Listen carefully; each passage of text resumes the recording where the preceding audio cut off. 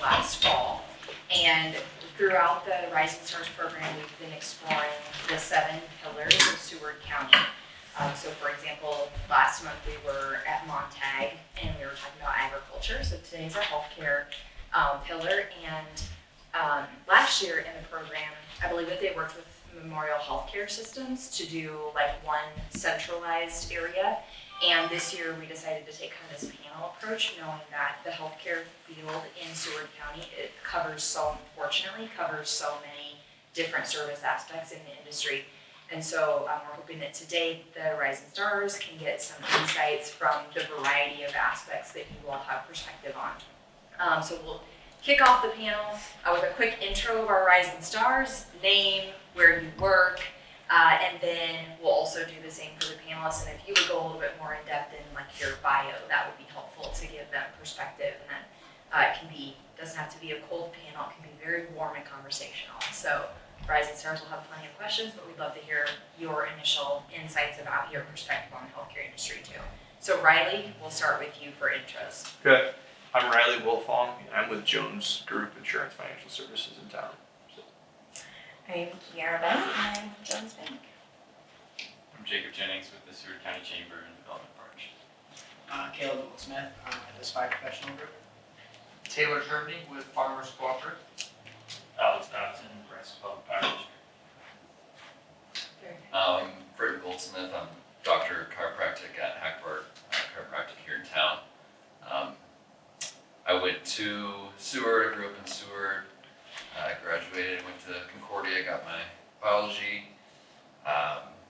Was interested in chiropractic at a pretty young age, high school. I was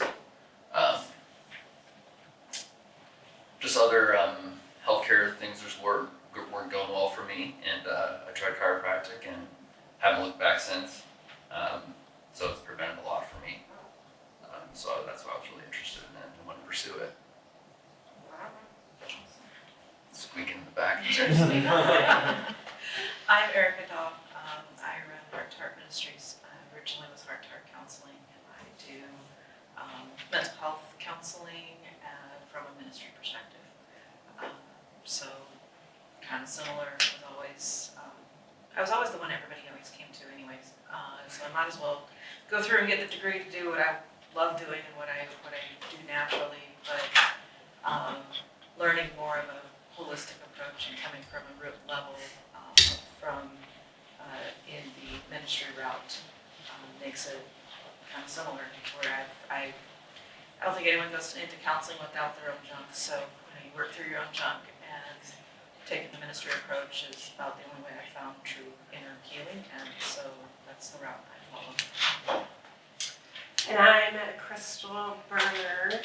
I'm not from Seward. My brother-in-law and sister-in-law live here, Todd and Carrie Berner, and my nephews, of course.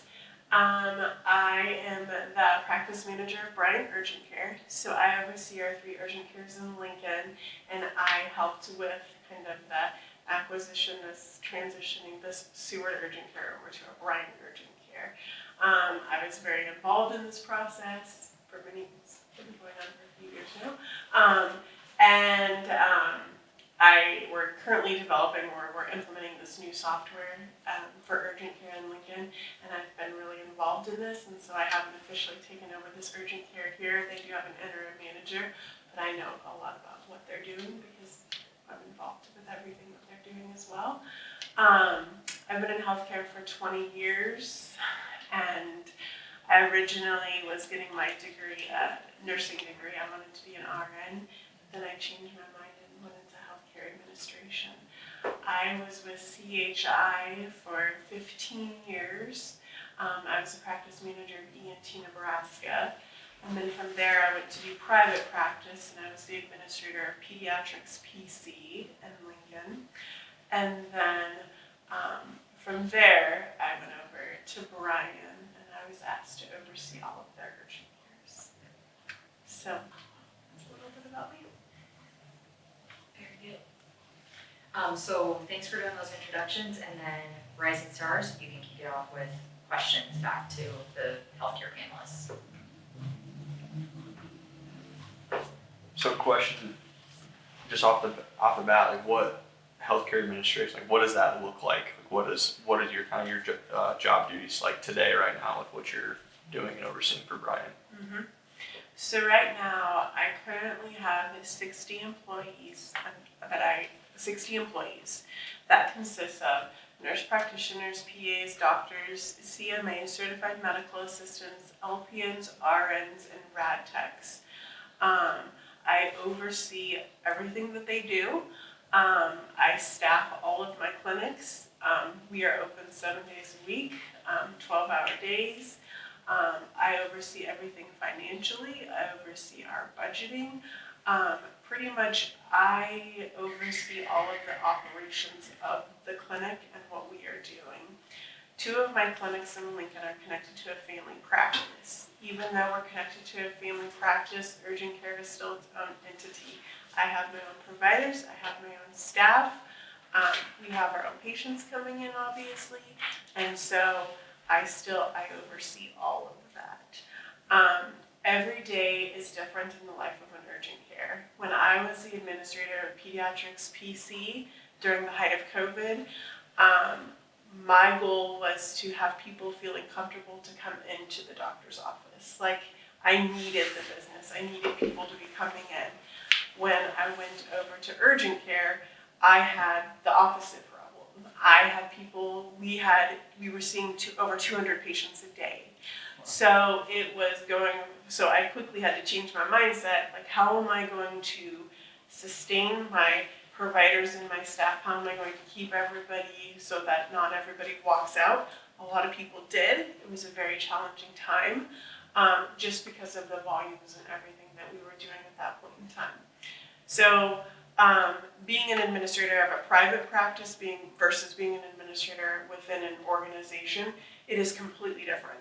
At the private practice, I oversaw everything: payroll, HR, anything to do with our taxes, paying my doctors, their bonuses, the structure, everything. I was responsible for all of that. Yes, I did work with an accountant, but I still oversaw all of that.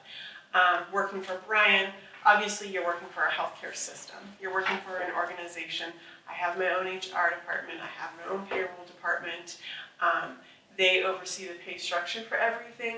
I'm just the one now that makes sure that everything is being done correctly. I'm holding people accountable, and I'm making sure I still have to write people up. I still have to do corrective action, but I have their policies and procedures that I'm following versus creating my own. Gotcha. I understand the Seward location is a new one under your purview. Is that your only non-Lincoln location? Mm-hmm. Is the handling of that location, like, how is that different than, is it different than Lincoln, or can you pretty much do the same thing as Lincoln, or that way? So Seward was a little unique because that was a family practice as well. And typically in an urgent care setting, I'm busy enough. I don't want to see family practice patients. So in Lincoln, I'm referring those patients over to our other PCPs, primary care providers within Lincoln associated with Bryan. So for Seward, I think it's what my recommendation was, it's such a small community, you don't want to ruin any relationships, and you don't want people not to be receiving care. So you have to find a good transition for these patients coming in. This is all they've known. Now you're changing this, and you want them to go to the hospital now, or to the clinic at the hospital, for their primary care provider. So it's changing the mindset of their patients within the community. As far as what they can see here and what they can do, yes, it is the absolute same. They have rad techs here. Rad techs, they can take x-rays. Their staff are LPNs and RNs with their LRT. You can receive your LRT to take an x-ray if you are a licensed nurse. An LRT is just an extra credential that you have in order to take your x-ray. In order to take x-rays, in a smaller community, that is very beneficial to have, because in Lincoln, let me back up here. In a smaller community, it's very beneficial to have because you have an LPN that can do multiple things underneath their scope of their license, underneath their scope of a practice. And Lincoln, I have x-ray techs where that's all that they do. But as far as what they do here, it's still staffed the same. Their providers still have the same information, the same knowledge that we all have. They have the same resources available to them. It's a lot slower. And so I think the average patients for them is maybe 6 to 10 a day. Or my average patients range from 65 to 70 a day at each clinic. So the volumes are completely different, but what they do is still the exact same.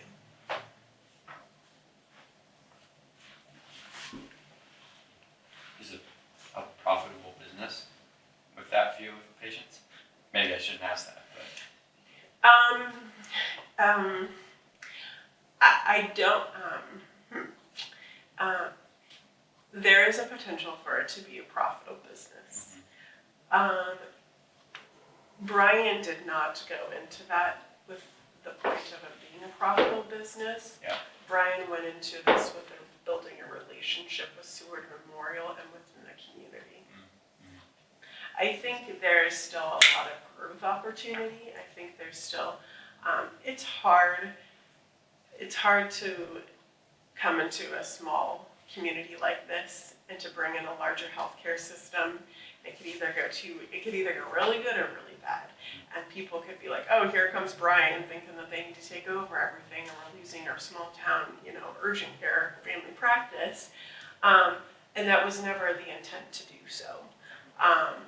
I always had told everybody that, baby steps, we need to gradually increase hours.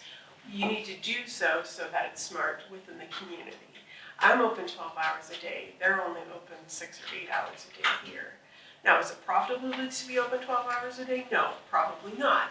But then again, you have to look at the demands of what is needed here.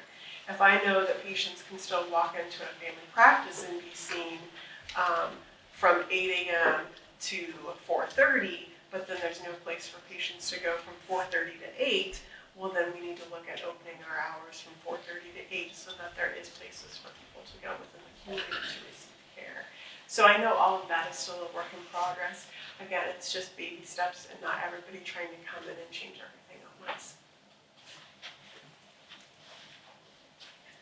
So for you other two, why come back to Seward and practice here in Seward? Well, I am also a Concordia graduate. I have my bachelor's as well as back in I did a family life ministry master's. I did that here as well, simultaneous with my counseling. I've lived here, I live in the community, I live in Seward County. My connections are everyone here.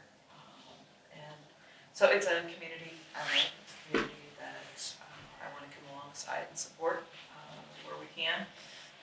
Catch the people that aren't able to make it into the actual, clinics because insurance plays a role in that sometimes, for ill or for good. And so just to be a service here and give back to our community that I have grown to love, because growing up in Dallas, when I first came here, I was like, this is lost in time. I remember coming here and seeing cars still running while at packet table, people were doing their groceries, and I'm like, Dallas, that car's gone. But there's just a special place about Seward that people just come together and join together, and that's what I love about the community. That's the goal of the ministry, is just to link arm with other churches, other ministries, partnerships, and just help serve those that are looking for that aspect of service. Yeah, for me, I really wanted a strong mentor in my field. I didn't really want to start out on my own right away. I felt that was important for long-term success, and there's a chance of buying into that practice and taking it over more, and so I saw that as an opportunity. Also, I've shadowed there's a lot of different types of chiropractors out there and what they do. So I've shadowed quite a bit more of the like muscle, kinesiology type movement type things, kind of more physical therapy, chiropractic doctors, and just what I've kind of found, what I was brought to is the results that we're getting here was just different than what I've seen elsewhere. So, yeah. So those are the big reasons why I wanted to come back, and I do love this town too.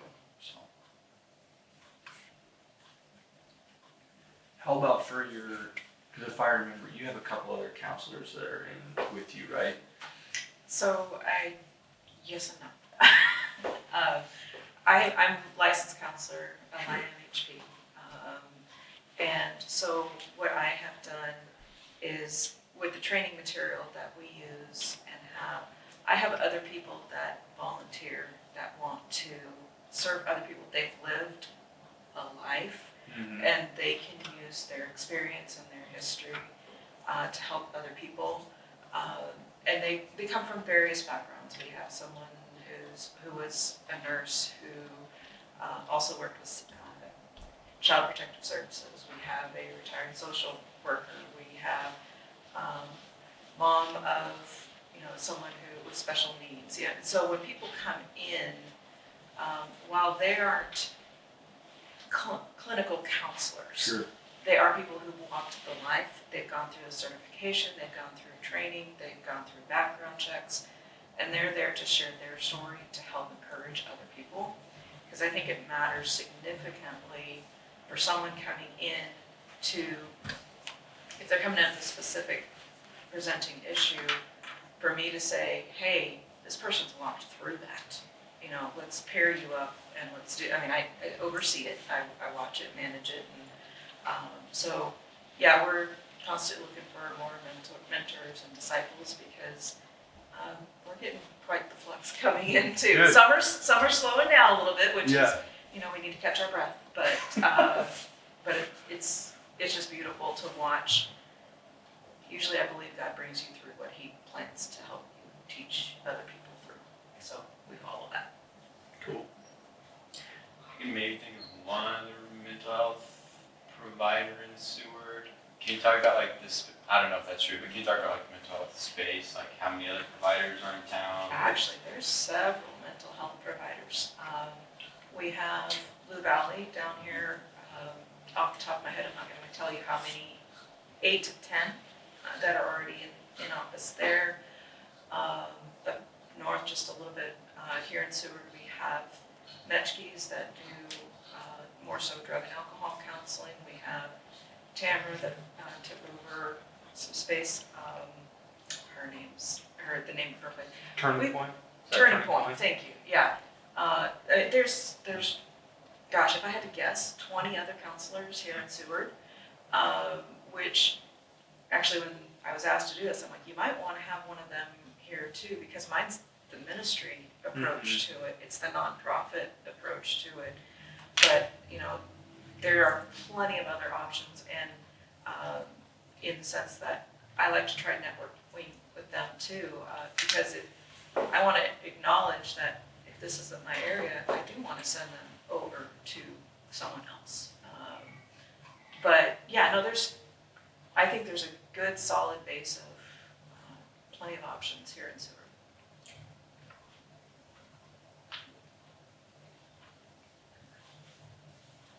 I guess on the mental health side, in recent years, have you kind of noticed a big change in the amount of people coming in and stuff like that? Yeah, well, at first when I first started, I went the insurance route, I went the business route to very begin, and there I kind of set my own, because I was still a mom.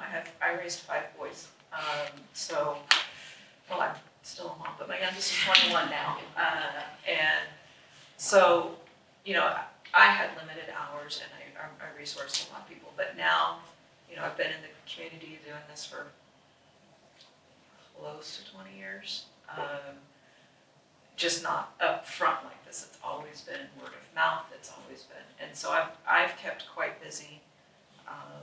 Actually, recently, just before summer hit, I noticed I was tired and I started writing out. Oh, well, it's because I'm seeing 33 people, which is higher than the number that I would like to comfortably fit within.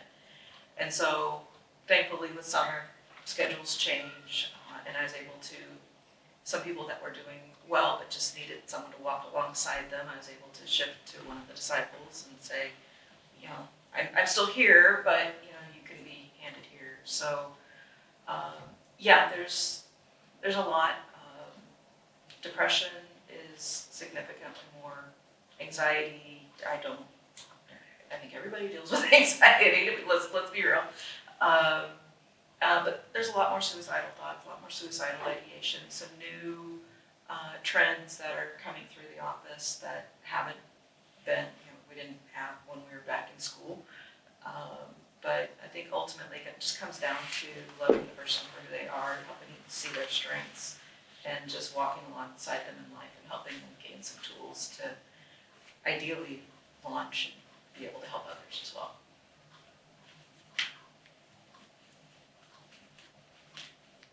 How did COVID impact your businesses? I mean, I'm sure urgent care had quite the impact. I don't know how Hackbart dealt with it, but Yeah, I was in school during the time, but I'm not sure how it impacted them. Yeah. I think they were okay. It was very chaotic.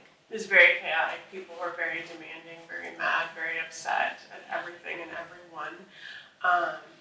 You know, I would have lines going through my front door down to the streets. And people would start lining up at 7:30 and we closed at 8 o'clock. And at that point in time, we were accepting patients up till 8 o'clock.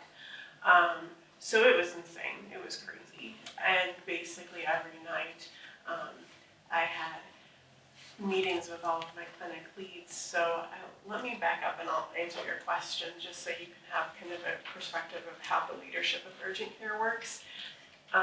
So I'm the manager of urgent care. Underneath me, I have an RN coordinator. She helps oversee all of the clinical aspects of the clinics as far as the policies and procedures of urgent care and what we do. Then I also have, every clinic has a clinic lead, and every staff within that clinic, they kind of report up to that clinic lead. The clinic leads do their scheduling. If they're ill calls, then they always call into their clinic lead. I do have a medical director for urgent care. He's a part-time medical director. He works full-time in the ER at Bryan. And so if I am having any issues with providers, any questions regarding medical care that patients received, if we did everything correctly, I always reach out to him. So it's not just me that does all of this. When I started, it was just me that did all of this. Since then, put all of the structure into place. Because we were going through the height of COVID at that time, and it was too much for me, and I was going to die if something didn't happen. So we put the structure in place, and then I stopped seeing patients at 7:30 every night. Well, we accepted our last patient till 7:30. We were still open we were open 8 to 8, but we took our last patient at 7:30. And then I decided to add appointments. So, which at the time, there was a lot of people that loved and hated this, but you could add an appointment, 1 appointment per hour. And this was very nice because if you were coming in and if it was something besides COVID, you could go ahead and get on our schedule and you could be seen and kind of bypass everybody that was waiting over here to be tested for COVID. I had to add more structure because there was just too many people coming in nonstop. It was just chaotic and everybody was losing their minds, and my providers and everybody were just like, we can't do this anymore. So then I added appointments. Well, that was going great. Then I just decided that since we're doing so many COVID tests, I'm just going to have all of these tests be done at my North Point location. So then our North Point Urgent Care on North 27th Street, we had parking stalls, and you would just text us when you got there. We came out, we swabbed you, and then we basically just sent you on your way, and we called you with your test results. And so we had to put in a lot of structure in place just to maintain doing everything that we were doing, and due to the high volumes of patients that we had. And I just remember, every night I would have a conference call with my clinic leads and my sometimes it was all of our staff as well. I'm just telling them, like, we will get through this. There is light at the end of the tunnel. But the problem is that it was, Crystal, we're sick of being yelled at. We're sick of people taking out their anger on us.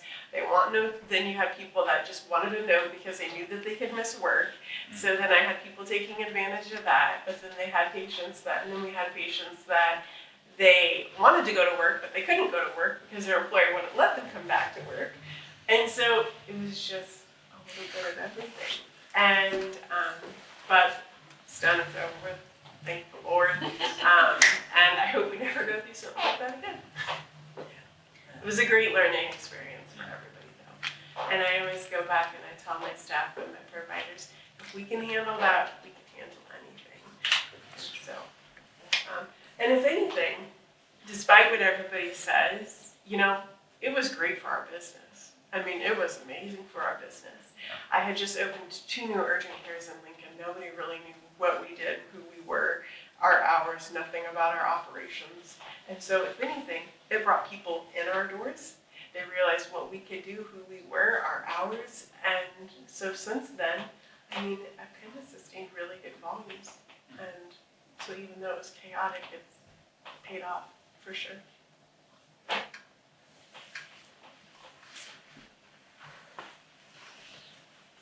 I got 2 questions.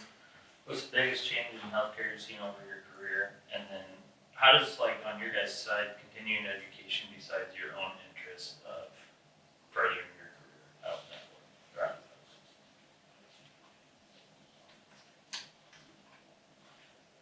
Well, I don't know if I've been in it long enough to know what's changed, but I think the easier route would be technology, present levels. And then, like, there's, I mean, I follow on, I call it Facebook, but Facebook, like, Hackbart has quite a bit, like, that red light technology stuff. Yeah. Yeah, so that's pretty new. That was, NASA used that red light technology a lot. NASA used that a lot in the 1990s on their astronauts. And, so that's been, probably since then, it's been, now for cosmetic, weight loss, rheumatoid arthritis, we've had someone who's gotten really good results with that, just with the red light.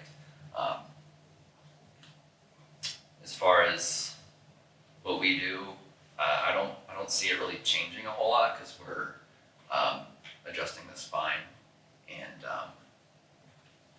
we go about our ways of doing that. We ask questions, we get information.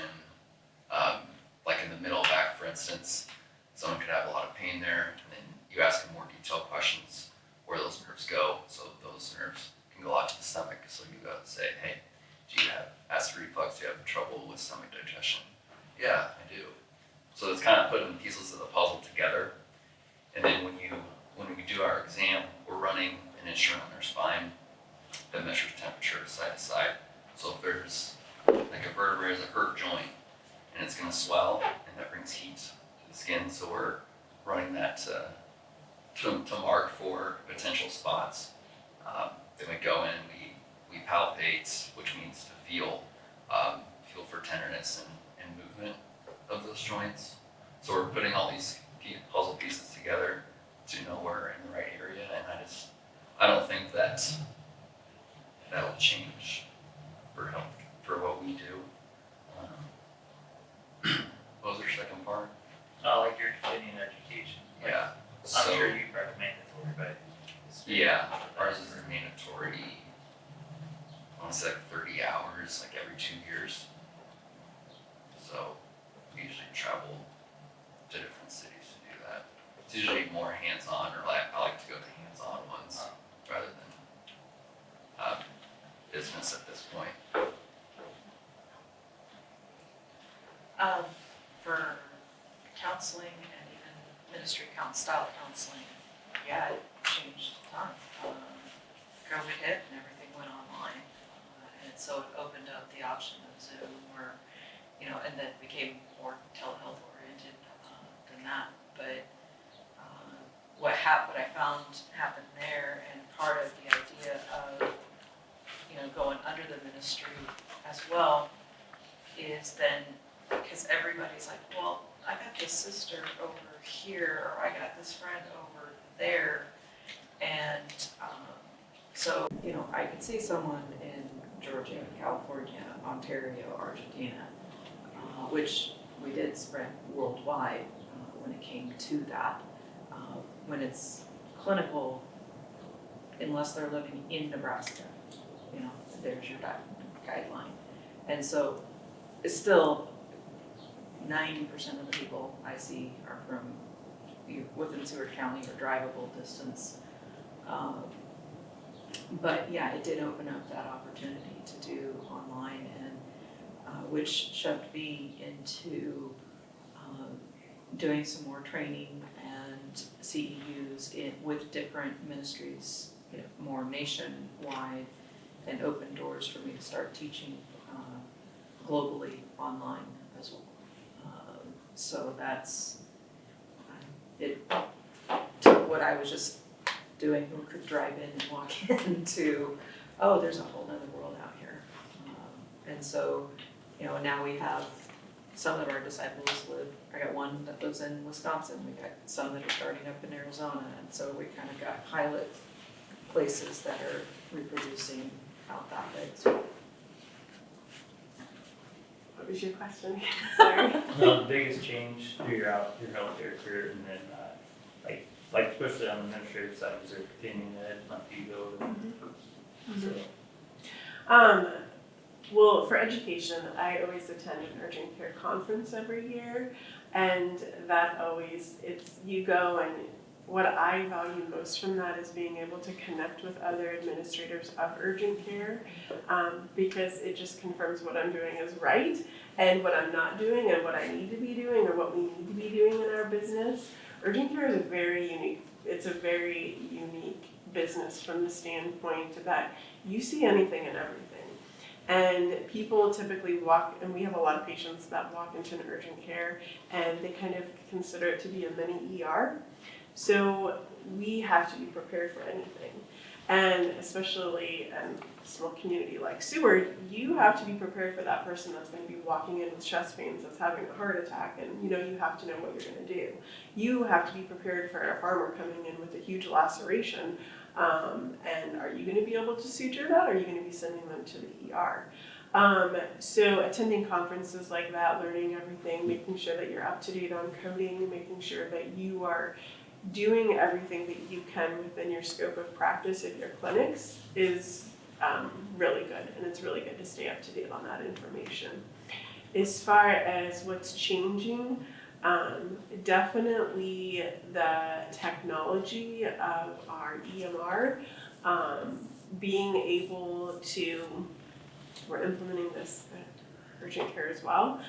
It's called DAX. It is something that basically when you walk into a room, instead of my provider sitting there charting as they're talking to you, or my nurse charting as they're talking to you, it'll dictate everything for you. Everything is done through your phone, and then through your phone, it just interprets everything into our EMR. So no longer do I have providers that are staying extra, doing all of their dictation or all of their charting, because as you're in there with that patient, it just sits there and does everything for you.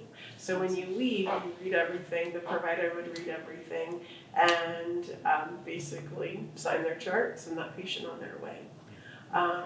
And even from the medications, you sit there and say, okay, I'm going to order 200 milligrams of Tylenol or whatever it may be. It does all of that for you, types everything up, gives that patient, it'll print off their information, their ABS is what we call it, and then give it, and that patient walks out the door. I think just the technology, it's constantly changing. What we learn, what we can do, it's always changing. Telehealth is always, going to be there. I don't know if I'm really a fan of telehealth. I think it's good and bad. I think doing telehealth in an urgent care setting, in my opinion, how do you fully, I can't look in this kid's ears. I can't truly see what is going on in front of me. They're not in front of me. They are in front of me, but it's visually not really good as if that person was in front of you. But I have been told I need to get on board because we're going in that direction. Bryan does do telehealth. I just don't oversee that. They would like to implement telehealth in urgent care. but we're not to that point yet.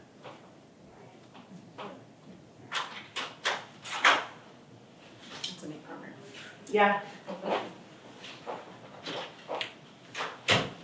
Yeah, okay, so I can see how telehealth would be very beneficial for you to be able to expand your reach and do that, but yeah, for like what you guys are trying to do on the urgent care side, like what do you even do when someone, like my son had ear infections a bunch, so we say that we come in, like what do you even do? Or come in, we do telehealth, like you're like, thanks for hopping on the call, but can we see you? Like what's the procedure there?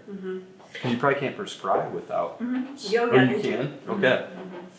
Yeah, they do. And before, so Bryan did telehealth, but they did it through an external company. And so somebody would come into an urgent care and they would say, oh, I saw this provider through telehealth and they prescribed me this. Well, I couldn't even see what they prescribed them because it wasn't even communicating with my EMR.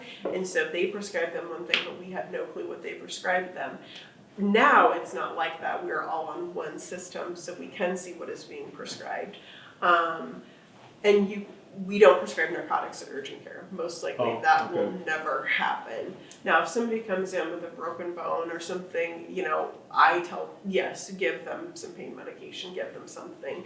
But on telehealth, they can do that, and they do that. And I think, for my kids, I think my son has used this before. He's 22 now. They basically just go off of what you tell them. If you say, well, this has been happening for 3 to 4 days now, it's red his ear, maybe there's a little drainage from it, then they give you an antibiotic. It's basically just based off of what you're describing to them, their symptoms, if they've had a fever, based off of the information you're providing them, then that's what they will prescribe you. Interesting. So it's a lot of liability on that provider, in my opinion, and so you have to be very careful of what is being prescribed. A lot of my providers, they're very cautious as far as what is being prescribed. We don't want to be in an urgent care setting where we know people will come in seeking drugs. We do see that a lot, and we just don't do it just because we want to prevent that from happening. Sure. Yeah. Makes sense. Who's your medical director? The doctor? Dr. Buns. Okay. Dr. Burt Buns, yeah. So what is the major difference between an urgent care and an ER? What is the main difference? I don't have the capability of doing a CT scan. I don't have other specialists within my clinic. Most likely my clinics are staffed by a PA or an APRN. Depending on how big a suture needs to be done, whether we feel comfortable doing that or not is up to that provider, and if they don't, most likely they're gonna send you to the ER. If you're coming in to an urgent care with chest pain, there's nothing I can really do for you. I'm gonna call 911. Whether you go to an ER, they have the equipment, they have the specialists, they have the cardiologists there. They have more resources available to treat you there. Some of my providers do work in the ER, and they feel comfortable managing some of the things that we do see. Just yesterday I had a kid come in, an 11-month-old, where the little girl's brother was 3 or 4, and he cut her lip, and he took scissors and he cut it like going down and around.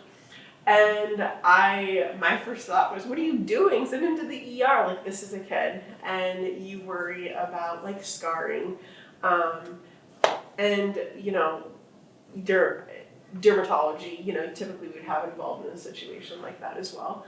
But my provider had worked in the ER previously. They feel he was perfectly fine suturing that up, and so we took care of it. But again, and it just depends. I don't give IV fluids. If you need fluids, you'd have to go to the ER. Narcotics, we don't do that. We're just very limited to the medications we can give compared to what you can receive in the ER. We do labs. I mean, we do draw blood. You know, we do things like that we can send out. But depending on how sick we send about 176 to 200 patients a month to the ER.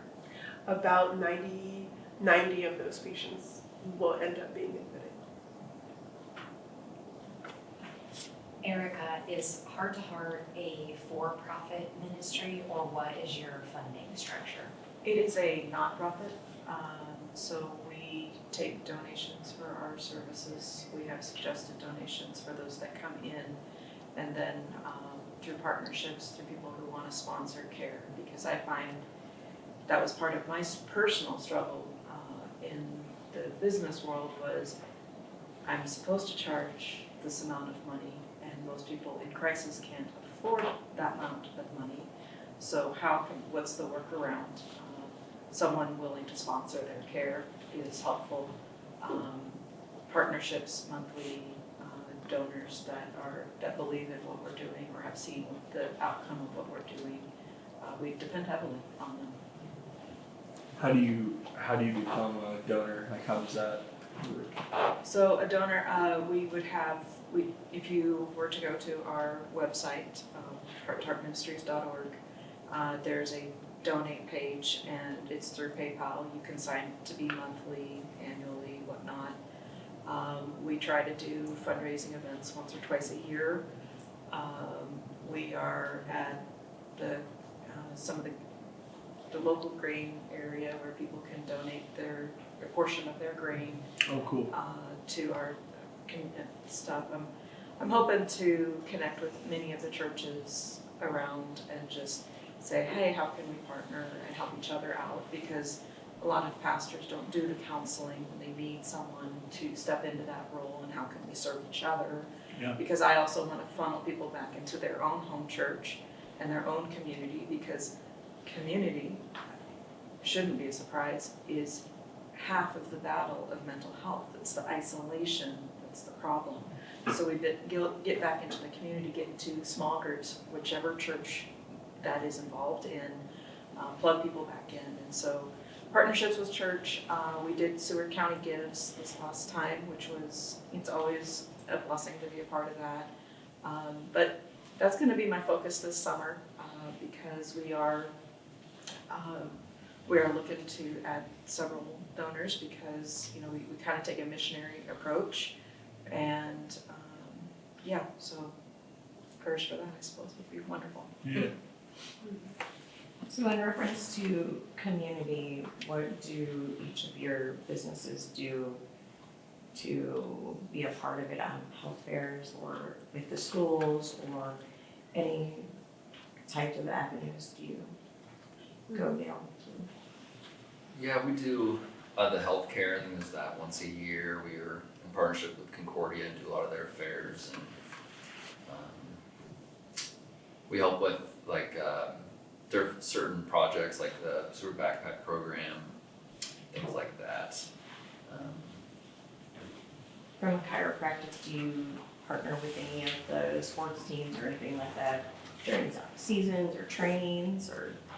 We've tried. Tried? We've tried, and to no success. For whatever reason that is, I don't know. As far as mental health, yes, we're at the health fair, we're at Concordia's health fair.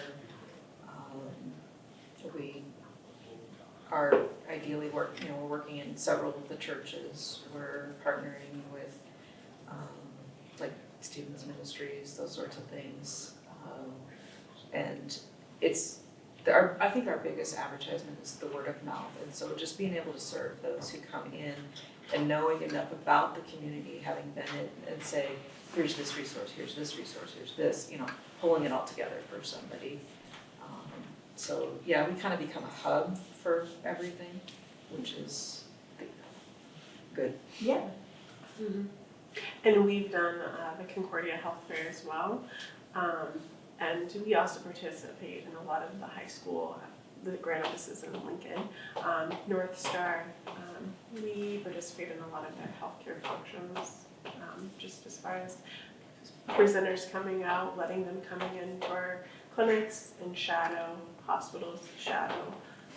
Definitely, yeah. But if there is other opportunities that we could participate in the Seward, we would be more than willing to do so.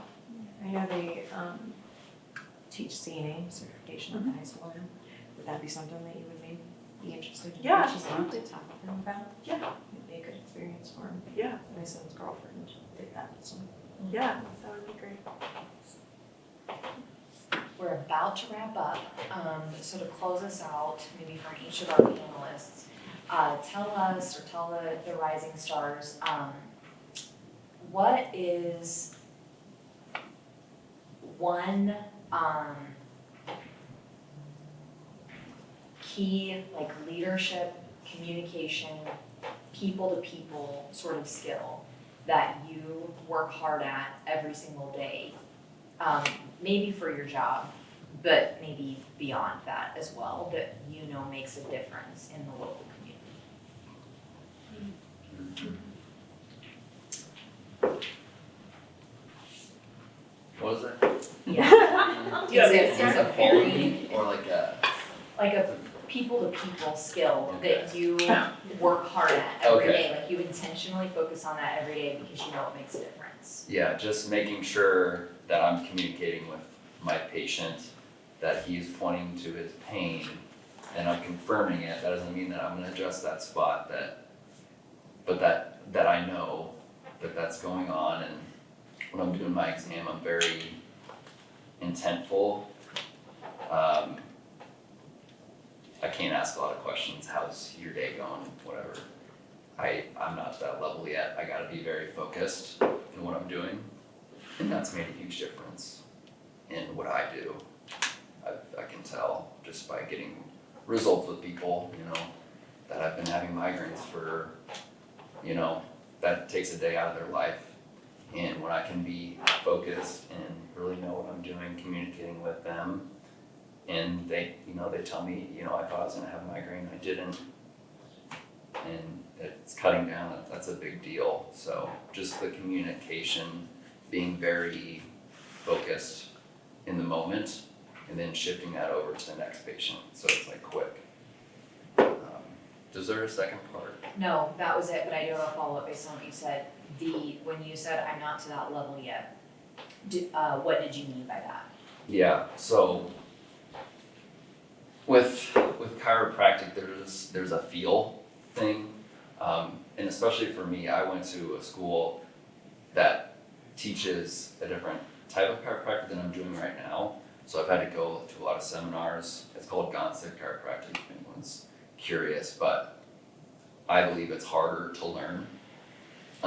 It's because you're not twisting the head, tightening the muscles, good stretching ligaments. You're not doing that. You're keeping it more neutral, so it's more relaxed for them. But it's okay. It's like TikTok or something. You see all those chiropractors, they're making a whole bunch of noise with the spine. That's not really, in my opinion, effective because you don't know what you're adjusting. Whereas if you're really specific and you get one big clump, you know that the one that you want to move moved. And I've felt that before, I guess, but going back to the level thing, you just get better the more people you see and the more years you do it. So you're really focused on like the technical aspect of your job, knowing that the relationship piece isn't the forefront for you right now because you're new and you're focused on the technical aspect of your job. Because Okay. it can be kind of awkward with people sometimes. a lot of silences, but I've learned to just Lean into that.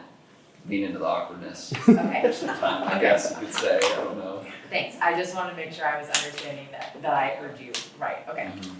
Okay, so I'll restate the question roughly. The people-to-people skill that you focus on intentionally using every day because you know it makes a difference. Yeah. Okay. Leadership is not easy. It's not easy at all. I was first thrown into a manager position when I was fairly young. I had 4 kids, young kids at home, and I was put into a doctor's office where their manager had been there for like 30 years and then she retired.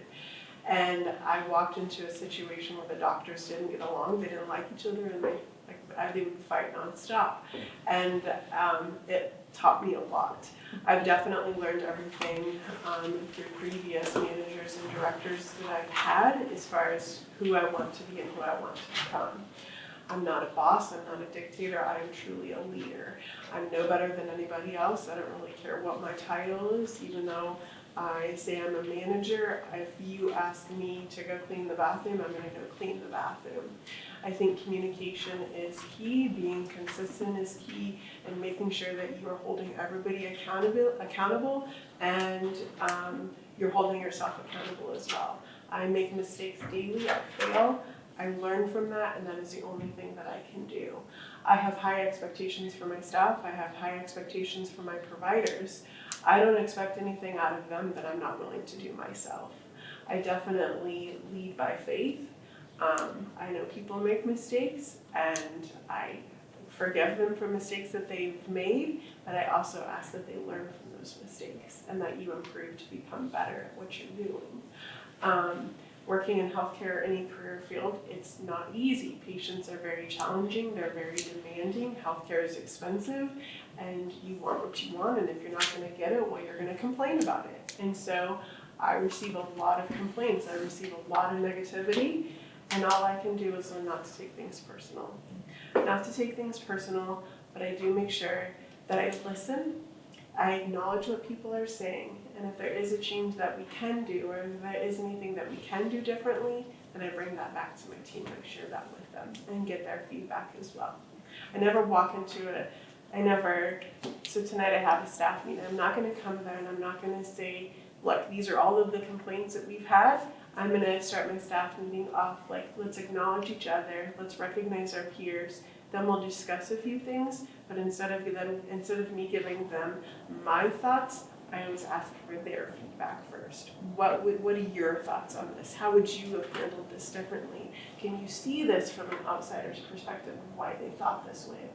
A lot of people feed off of your body language and how you're communicating with them. If you're going to be defensive with them, well, most likely that consumer is going to be defensive back towards you, and it's going to not start the visit very well at all. So at the end of the day, I know that was a lot, but just be passionate about what you're doing, have a purpose for what you do. I don't do this for the money. I do this because I love being a leader, and I love leading my staff to be the best that they can be. Thank you. Arica? Excellent. Well, quite similar, actually, in a lot of that. Lead by example. Lead in, I think the important piece for me is that whoever's sitting in front of me, there's a connection, that we understand each other, that they feel valued. And whether that's one of my disciples or whether that's someone coming in for something, people need to be heard. And so we're so quick to speak and not listen. And so just creating that value, helping, yes, we all have areas where we're gonna fail. I am no exception of that. But to build into other people's strengths and then find out what those strengths are, put those together so they complement other people, so it becomes a stronger team. And so, yeah, but that aspect, like she was explaining, it works amazing in the workforce, but that's family, that's church, that's home, that's community. That's just what you do. You come together and work as a team. And we always want to build that kind of stuff. Thank you. Let's thank our panelists, and then we'll snag a picture with the three of you if you don't mind. Okay. Yeah.